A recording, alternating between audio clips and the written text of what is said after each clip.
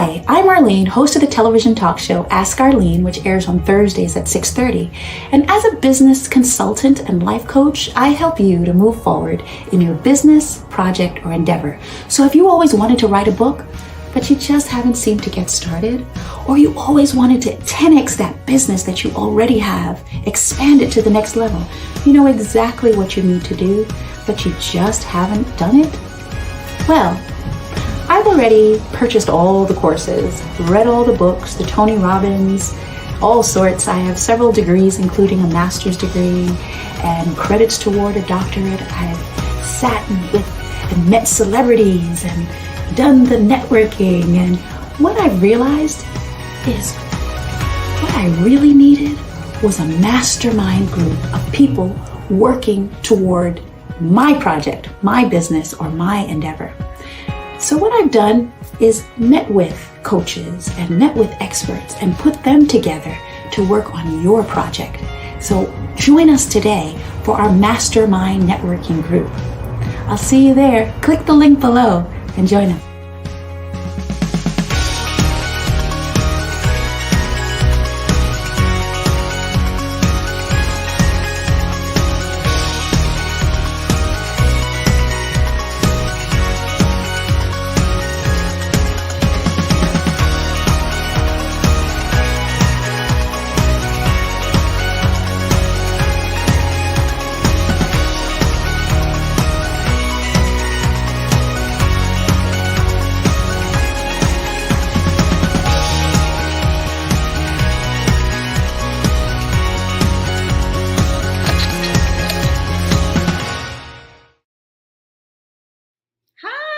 And welcome to the show. We're so excited today because we have a special show for you, because we have a special guest. I'd like to introduce to some and reintroduce to others Miss Sheila Griffin. Now, Sheila Griffin is an attorney extraordinaire. She is also a minister of the gospel. She's also a master's in public administration and in psychology. Guys, whatever area that you're looking for expertise in, this woman has it covered.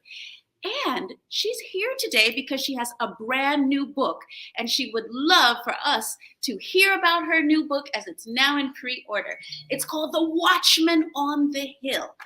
So we're so excited because she was actually one of the people that was live on site on January 6th.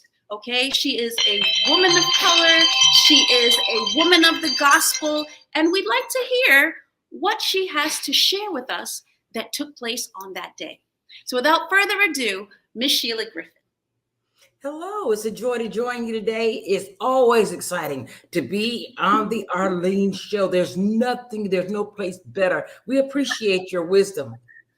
Thank you so much, Sheila. I could also say Dr. Sheila Griffin as opposed to Attorney Sheila Griffin. So with all those titles, we know that you're a wealth of information and knowledge. Tell us a little bit about yourself. I'm a mother of 5 children, but I've spent most of my life in inquiry because ignorance is something that is not easily tolerated. And so I always am asking the next question so that we can live better, do better. And so that's how you come to have so much education. It's not so that you can somehow or another flaunt it, but it's so that you can serve well. And that's my heart. Awesome. Thank you so much. Okay, so let's get into it. You are a minister of the gospel, and you shared with us in the past that your denomination sends you to many different places, but you're also abiding primarily in the DC area right now, as you have run for Congress yourself and participated in our political process. So I would like to know, what is it that brought you to the Capitol that day? Because so many people who are a part of the Stop the Steal movement came, and people who were a part of the Trump movement, but that wasn't why you went at all. You said you had an alternate reason for going. Why was it that you were at the Capitol that day? When I was running for Congress, one of the things that happened is you're moving so fast, you don't have a time to rehearse. And so what I did was I had kept logs the entire time. So once I did not make the primaries, I sat down with my logs to just review, just to put everything in perspective, because I really believed I was supposed to run. So I looked through my logs, and there was one note that I know. I felt in my gut, I felt in my heart that I was supposed to be in Washington, D.C. on January 6th, and nothing would stop me. So I loaded up right before the end of December and headed to Washington. Why was I supposed to be at the Capitol? That's a good question, because most of the things that I had heard had nothing to do with being there for rallies, being there for business, or somehow or another doing some political theater. So I came out of obedience to an unction. Interesting. The plot thickens. So you came out of obedience. And another thing you shared in your book was that you had come to DC actually the day before. I did a test run. Now, what happened when you came the night before that was different from what happened on the day of? Oh my God, it was so different. I thought I would come about 3 o'clock, and I would basically walk a path and find out where to park and all of that. Because most of the time when I came, I normally was Ubering, so I wasn't paying any attention. But this time, all the roads were blocked. Police were everywhere. We had to. Okay. I want you to stop there. Thank you so much, team, for putting us both on together. So when you went the first day, all the roads were blocked. Right, that's everything. 8 blocks. Matter of fact, it was 8 blocks up. You had to walk a long distance to get to the Capitol. Okay, which is the norm. You usually have to park far away from the Capitol, and you couldn't bring a car in. Right? We couldn't bring a car in. We had to walk. The barricades were all the way out to the street. They weren't up on the Capitol, and there never is anybody allowed to park in the circle going around the Capitol. And I've had cab drivers cited just for dropping me off. Because they slowed down too long to let me out. And that's the way it was that day of the 5th. So the next day, I expected it to be the same. But okay. It was not. But what happened then the next day when you went back? Number one, I was shocked because the same streets that I could not drive down, I could drive all the way up to the Capitol. And I parked 1 block away. I loved it, but I parked 1 block away. Then as we were headed to the Capitol, there were the fencing that was all the way to the edge was all the way back to the building. It was no longer so you could walk all the. You still had a guardrail around the sidewalk, but it wasn't it was all the way back toward the Capitol when you look at where you could still walk to. Okay, now why do you think that was significant for some of the people who have not put that together? Why do you think that was significant that the next day it seemed like you could get completely right up to the Capitol, but formerly you weren't able to, and there was a whole lot of security there, but then the day of the 6th there didn't seem to be much security. Why do you think that was? All of the media was saying there were tens of thousands of people coming to these rallies, right? And I knew there was going to be a rally. So we're headed, and I'm like, I don't know where we're going, but I know that we're supposed to be here. And so when I don't know why they pulled everything back, DC police stood down. It was not that many Capitol police that I could see as normal. It seemed like they were half-staffed. When I say that language, I'm just saying what I could see with my eyes. I really don't know. I know they say that may be true, but I didn't understand. So when all the people were headed to my left, I heard a noise of a horn blow that is known as a shofar. And so we headed that direction. And I did not know that there was a gathering of all these people who had came to pray for the nation.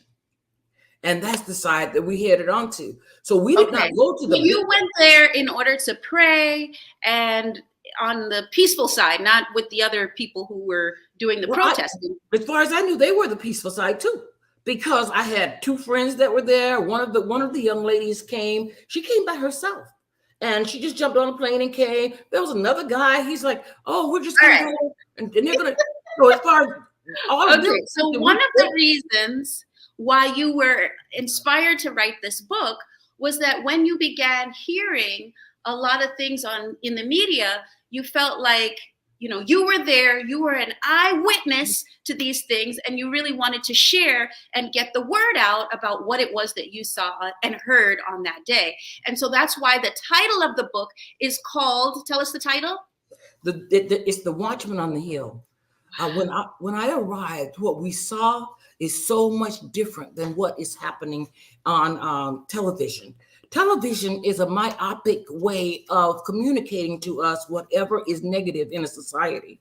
Very rarely does it tell us about the people who are championing life, who are championing the United States. Instead, it looks for salacious headlines. And I'm sorry, but I saw people who were greeting each other, who were friendly, and some were praying. And I know I was on the quote unquote other side of the Capitol. I call it the other side of the coin. Okay, so it's significant that you said you really didn't see, because you were on the other side of the Capitol, you didn't see it from the perspective that we see on television now with the people climbing the Capitol and busting through the glass and doing all sorts of things. Nefarious things. But I also want you to share with us, we're going to go to break, but I want, when we come back, we'll have the book accessible. It's in pre-order, and they can go to the bit.ly/Sheila Griffin, bit.ly/Sheila Griffin, and they can get their hands on a copy of the book, even now in pre-order. Click on the link. And then I also want you to share with us a little bit about your background in terms of being a Republican of color, because I also think that that's a nuance for many of us to understand, a woman of your stature who is, in ministry, helping us to do better and become better. And yet you're a Republican. Share with us a little bit about why that is and what the history of that is as you understand it.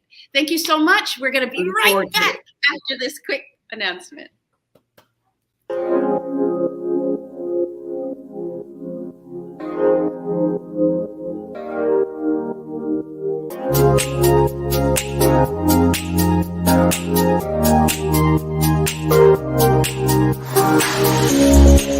I'm Arlene, host of the television talk show Ask Arlene, which airs on Thursdays at 6:30. And I'm here to tell you 2 reasons why you should join our Speakers Bureau training and how to become a world-class speaker.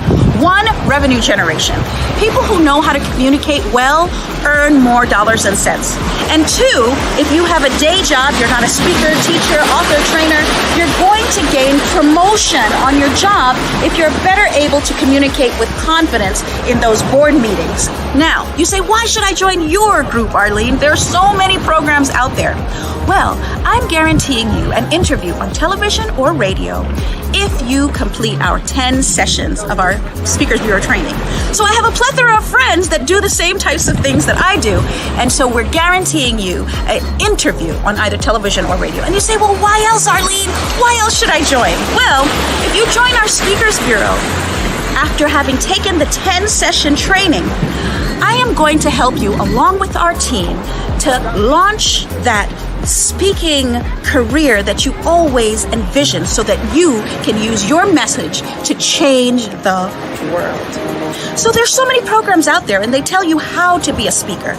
But I'm going to actually help you to get booked on paid speaking engagements, on television and on radio, if you complete all 10 sessions and you join our Speakers Bureau. I hope to see you there and see you using your dream, your vision, and your talent to change the world. Bye-bye. See you there.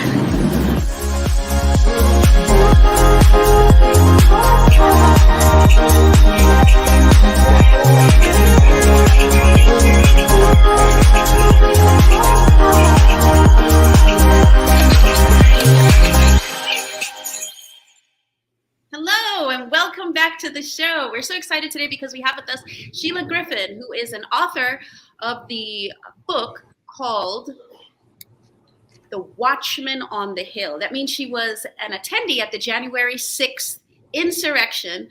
However, this minister and attorney of the gospel and this doctor, she is actually a Republican.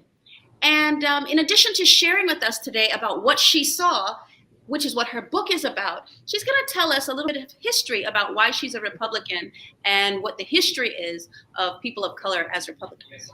Hi, Sheila. Hello. I'm going to tell you the short version, okay? Right now, ever since I was 18, I registered as a Republican. I looked for the history of those who had written all the civil rights bills and the civil rights acts in the United States. And there, in the founding of the Republican Party and all the way through the adoption of criminal justice reform that happened this year, the adoption of Martin Luther King. But there's more principled reasons. I'm a principle versus personality nut. And so I want you to please own your own business as opposed to just have a job. When they start talking about affordable housing, I know they're paying somebody for you to live there, and they're the one that are making money. So I'm for home ownership versus affordable housing. And so I'm for family first versus all the nuances of the way we split the population. I'm for balanced budgets versus continue to borrow money and use the people's money in a way that's irresponsible. And so a lot of those principles made me find my home in the Republican Party. It doesn't. Okay. In addition to that, you have a very unique perspective on the whole Donald Trump situation. You feel like he was actually a president that, you supported. I voted for Donald Trump, and I voted for him specifically because I followed, in this case, a party line, not a personality. Because you have to be able to say there are certain ethical things you believe in. Now, please remember, that does not mean that I co-sign whatever you do if it does not conform to those things that are moral or those things that are good. But you said you had some ideologies that were in line with his that you said were very profound, that he had contributed money to within the first 90 days. And things like that. Sorry? Yeah, within the first 90 days, the money that went to the historically Black colleges, universities, the money that went to making the Martin Luther King in Atlanta to be a part of government so they didn't have to fundraise every year, the money that went to making sure that the capital was moved to Jerusalem from in Israel. There were just so many things right behind each other. And to be honest with you, I had no expectation. No one had crafted any bills for the inner city before that. So to have somebody talking about we're going to do urban investment and get companies to put things so that these young people have jobs inside the city, move. And then the prison reform was the capstone, because I was pushing so hard in Florida for prison reform and jail reform.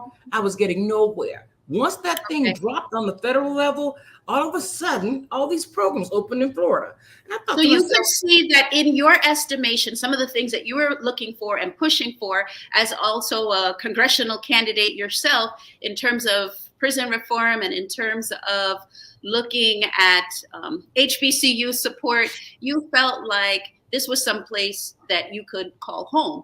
After what many people call the January 6th insurrection and experiencing and hearing so many things, are you still a Trump supporter? I'm not sure I'm a Trump supporter as much as I am a Trump policy supporter, because his policies actually work. Okay. So a lot of what you're saying is that you were in the Watchman on the Hill. You were saying that you saw these situations, but you saw them differently than what we all saw on television, which was happening on the other side of the Capitol. And you're also saying that in terms of the principles that you hold dear and near to your heart, like HBCU support and prison reform, you felt at that time that those things were things that were in line with the principles and policies that you were seeking. Now, based on what's going on, you don't necessarily support the person, you supported the policies. And so you're inviting people to take a look at your book and see what you say you experienced on that day. And that's why I'm so excited to have you on. Because I think I expect the level of inquiry that's going on in the January 6th committees is still bothering me, because they're not answering the question. The question is not whether or not a president who's willing to make these choices, which was and will ever be trusted in a position. The question is, how is it that 5 agencies charged with the security of the United States defaulted? From the FBI, National Guard, the DC Capitol Police, the Capitol Police Board, which was in charge of the Capitol itself. How is it all of these defaulted?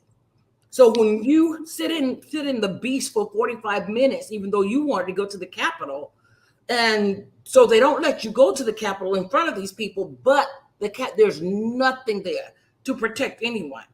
How is it that doors that are huge, gigantic doors just open? It's just so many things so the person is boastful. And okay, you said something that was really interesting. You just said, how is it that the doors of the Capitol just opened? That was very interesting. You felt like it was more of a welcoming, as many people said, rather than what they it was boring, and then people were breaking in. So that's very interesting. We want to shift a little, only because we only have 1 minute or so left. I'm going to ask the team to tell us how many minutes we have left so we can stay afloat.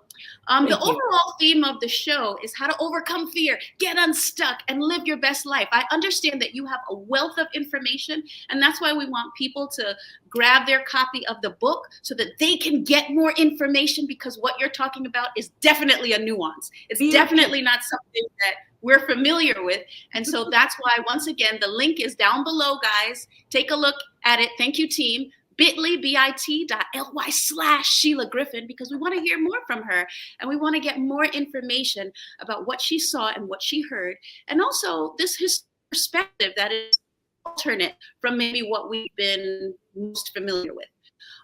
Before you go, though, you are an accomplished person, and we want you to give us a little bit of insight about that, because many of us who watch the show have our own desires and goals and dreams and visions to write their own books and to become the person who we truly believe we can be in the world, acquire these degrees. Tell us, before you go, tell us, how is it that you have been able to acquire so many degrees and so much information, and you didn't start out as a wealthy person? As a matter of fact, you had 5 kids of your own, and then you took in a number of kids as well while you're going through this process.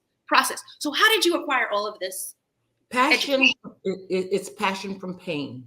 So now I teach the laws of God to those who are in political office, and I teach the laws of men to those who are in pastoral office. So I'm running double-breasted in my thought pattern and in the things that I teach. We have to be able to communicate well what it is we want from America. What do we expect? And we cannot choose to make other people our enemies in order to satisfy our desires. We have all come flawed. And so I'm willing to step in and say fear cannot be the answer. Fear, even if you watch the January 6th, it cannot be the answer. There is another answer. Have faith and accelerate and act, because you have the answer. Matter of fact, you are the answer. Okay, well said.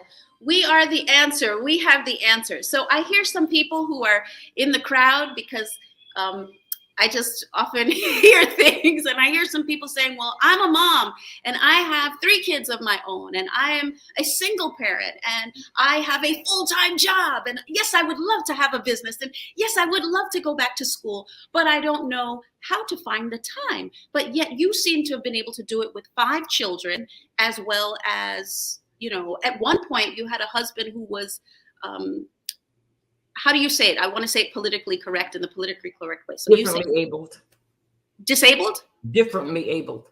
Differently abled, right. So you were also taking care of your husband, who was differently abled, along with the 5 kids, along with bringing kids into your home at different times, and going to law school. I think that once you know who you are, you can do anything. But most of us have not spent enough time with ourselves to know what space we feel. Because as soon as you know who you are, you begin to take up larger slices of life, and you're able to give more. And to whom much is given, not only is much required, but the same receives more. And so I received more time because I gave time. I received more money because I gave money. I received more joy because I gave joy. And so it cancels out the tyranny of fear. So I understand when you said I gave more and so I received more, because that is one of the principles that before you receive, it's important for us to give. And we know that many people practice the concept of tithing. So you're giving your first fruits and all of that. But my question is, take it a step further for us and tell us what are some other steps that you used in order to determine who you truly were in the midst of not being wealthy, in the midst of a multiplicity of kids and a multiplicity of responsibilities that may have made another person throw up their hands and just say, okay, I can't deal with this. But instead, you were going to the heights and getting additional degrees. I anchor everything in faith. And if I believe it, I already see myself finished. And if I'm already finished, then all I'm really doing is walking through a procedure. Because we only have a minute left, I'm going to pull on you a little bit, and hopefully you don't mind. You said you had your faith. You and I both know that there are many people who are a part of Christendom who have faith, and they believe, and they go to church, and yet there are very many people who are struggling and not living victorious lives. So there is something, in addition to you just saying, I have faith and I believe, but there's something deeper that you were doing that made you know your true identity that we could maybe share with the people today that might make a transition or might cause a shift so that we can, see growth and overcome our fears and get unstuck. Not only do you magnetically attract everything you're pursuing, you immediately start negating people out of your life who do not go with you. And we want everyone to go with us, but they can't. You cannot hold focus to get to where you need to get unless you follow the path that is laid out before you. And okay, what if the person is your husband and you can't get rid of them, but yet you still want to achieve that goal? What do you do? You stay focused on just building you. You don't have to get rid of a spouse in order to do that. Some people think, oh, matter of fact, that might be the reason you're actually able to serve. Because it's tempered you. It's made you humble instead of brash. Because brash is boldness without humility. And okay, so that's a really good point in that last second. Some people think that the difficulties of life and the challenges actually prevent us from moving forward. If we're in that positive stance and we can use it to propel us forward, like Miss Sheila Griffin just said, then that's great because you're using that to push you forward. So that spouse that's a challenge, that's not necessarily looking to grow like you are, you're using him to push you forward. But how? How did you do that? I wish I had a nice, concise answer for you, but I do not.